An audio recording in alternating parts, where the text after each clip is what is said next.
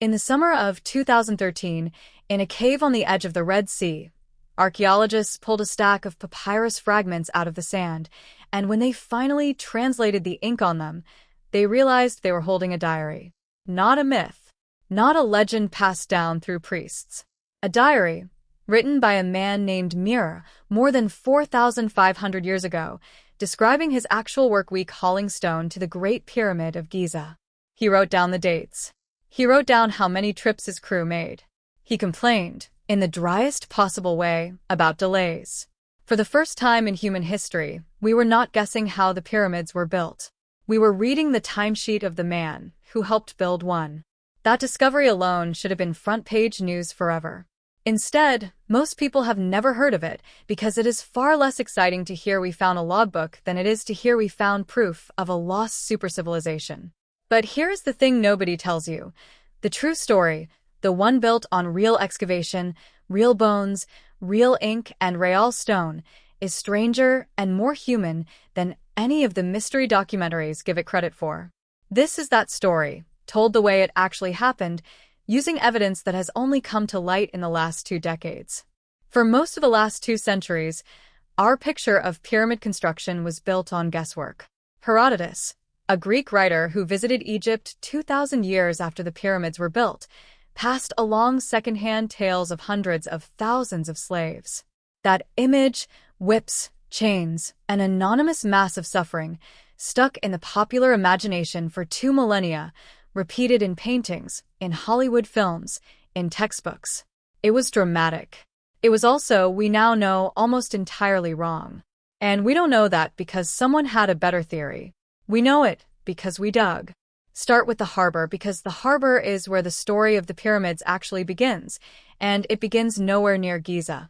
In 2011, a French-Egyptian team led by Pierre Taulet was surveying a stretch of desert near the Red Sea called Wadi al-Jarf, and they found something that had been sealed and forgotten for 45 centuries, a man-made harbor, complete with stone anchors, storage galleries carved into the hillside, and the remains of ships that had been deliberately taken apart and stored, planks and all, waiting to be reassembled for the next voyage.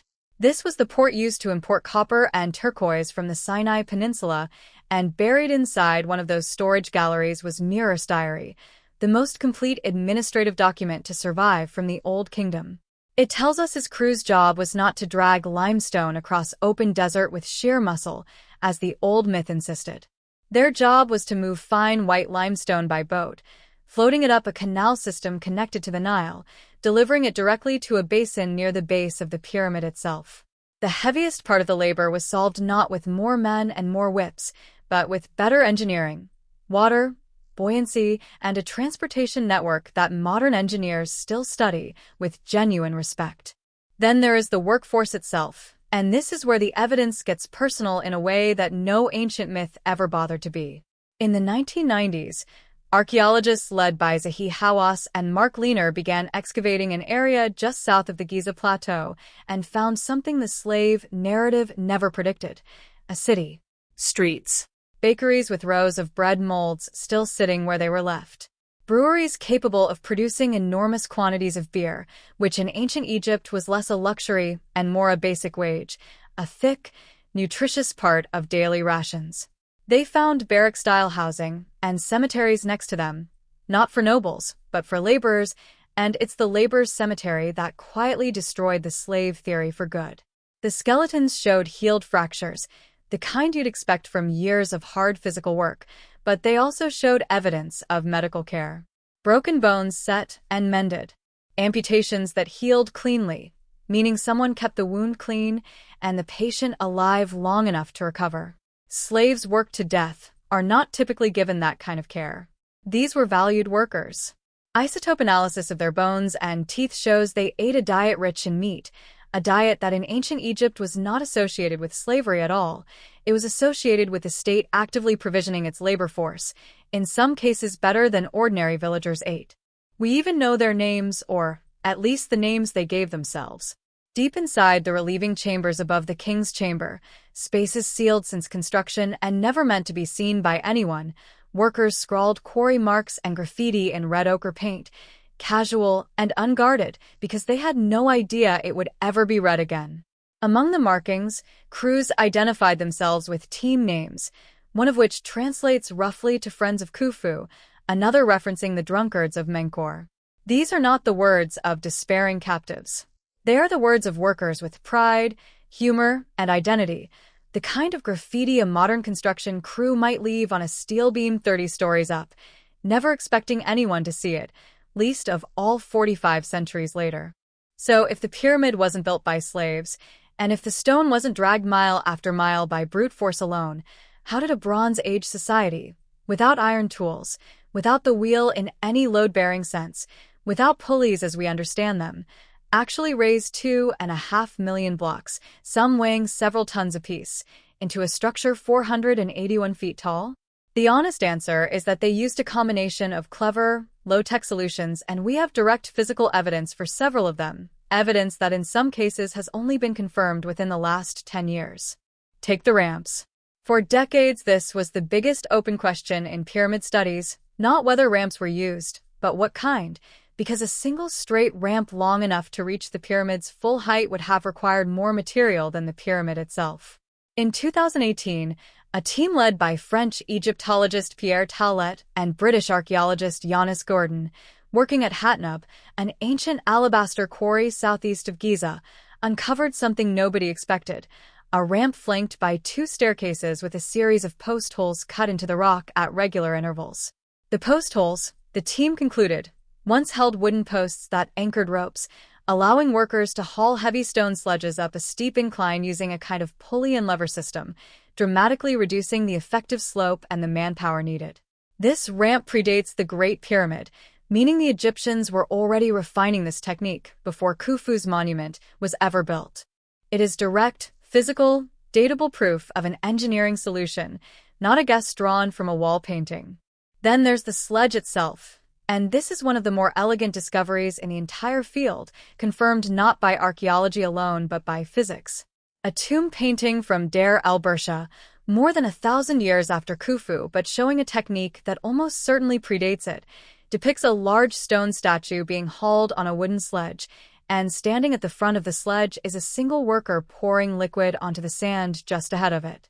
For years this was dismissed as a ritual gesture. Then, in 2014, physicists at the University of Amsterdam, led by Daniel Bohn, actually tested it in the lab. They found that adding the right amount of water to dry sand increases the sand stiffness by creating capillary bridges between the grains, cutting friction by as much as half, meaning a sledge that would need dozens of workers to drag across dry sand could be moved by roughly half as many across dampened sand. That single detail in a tomb painting, once treated as decorative flourish, turned out to be an accurate depiction of applied granular physics, worked out by trial and error 1,000 years before anyone had a word for physics at all. Now, what about the famous precision, the tight seams, the level foundation, the alignment to true north, because this is the part that documentaries love to frame as inexplicable, when in reality it is some of the best documented Egyptian engineering we have. The Egyptians were exceptional surveyors, and we have found their tools.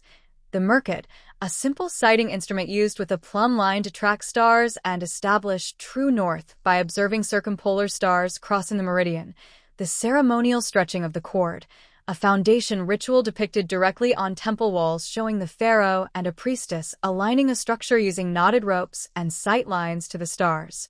Egyptologist Kate Spence proposed a specific and testable method by which the builders may have used 2 circumpolar stars, tracking the moment they align vertically, to fix true north with remarkable accuracy, and importantly, her model also explains a curious detail that had puzzled researchers.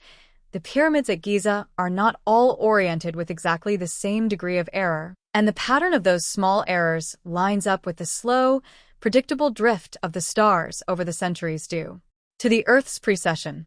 In other words, the very imperfections in the alignment are not noise, they are a fingerprint, dating each pyramid independently through astronomy, and the dates that method produces line up with the dates from the archaeological record.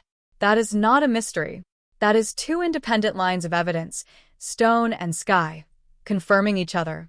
As for the seeked, the impossible mathematics that shows up in the pyramid's proportions, This was simply how Egyptian builders described slope, and we have their actual math homework to prove it.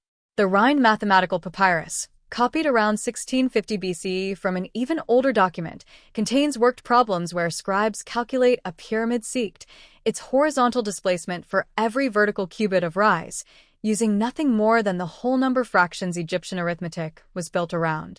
Choose a seeked that a builder found practical to lay out with rope and level, and certain proportions fall out of the geometry automatically, including ratios that, centuries later, mathematicians would recognize and name. That does not require the Egyptians to have known abstract constants we associate with much later mathematics. It requires them to be good at exactly the kind of applied geometry their own surviving schoolbooks show them practicing. Put all of this together and a different picture of the Great Pyramid emerges, one that is, if anything, more impressive than the mystery version, because it doesn't require inventing a vanished super-civilization to explain it. It requires a functioning state, a government capable of organizing food supply chains, medical care, and payroll for a rotating labor force likely conscripted in shifts from villages across the country as a form of national service, a logistics network sophisticated enough to build harbors, dig canals, and float finished stone directly to a construction site, a surveying tradition precise enough to track the stars and fix true north without a compass, and a mathematical tradition preserved in actual surviving textbooks, sophisticated enough to translate that precision into a building. None of this diminishes the achievement. If anything, knowing that ordinary human beings, organized, fed, paid, and skilled, pulled this off using rope, timber, wet sand, and the night sky, is a far more staggering thought than imagining it was handed to them. There is still real mystery here, to be fair, and good archaeology doesn't pretend otherwise. We don't fully know how the largest granite beams inside the king's chamber, some weighing over 50 tons, were lifted to their final resting place, though several plausible ramp and lever configurations have been proposed and tested at smaller scale. We don't have Khufu's original building plans, so parts of the internal logic of the design are still being pieced together from the structure itself. In 2017, a team using cosmic ray muon imaging, a technique that lets you see inside solid stone the same way an X-ray sees inside a body, discovered a previously unknown void above the Grand Gallery, at least 100 feet long, and nobody yet knows exactly what it is or what it was for. These are genuine open questions, actively being worked on with real tools, not unexplainable gaps that require abandoning the historical record. What makes the real story worth telling isn't that everything has been solved. It's that the parts that have been solved were solved by getting up close and doing the unglamorous work, sifting through a cave on the Red Sea coast, cataloging bread molds in a worker's village, testing sand and water under laboratory conditions, running muon detectors for months at a time. Every genuine advance in our understanding of the pyramids over the last 30 years has come from exactly that kind of patient, physical, verifiable work, not from treating the building as an unsolvable riddle. Mir's diary is sitting in a museum in Cairo right now, ink on papyrus, written by a man doing his job, complaining a little, getting the stone where it needed to go. That is the evidence. That is the story. And it is a better one than the myth because it actually happened. So the next time you see a headline promising a shocking new theory about who really built the pyramids, ask a simple question. Is there a name attached, a date, a physical object you could go and look at? Because with the Great Pyramid, remarkably, there usually is. There's a harbor. There's a diary. There's a ramp with post holes still cut into the rock. There are bread molds and healed bones and graffiti written by men proud enough of their work to sign it, never imagining anyone would read it 4,500 years later. They did not need to be a lost civilization or something else entirely to build the last surviving wonder of the ancient world. They needed organization, ingenuity, and time, and as far as we can tell from everything we've actually dug up, that is exactly what they had.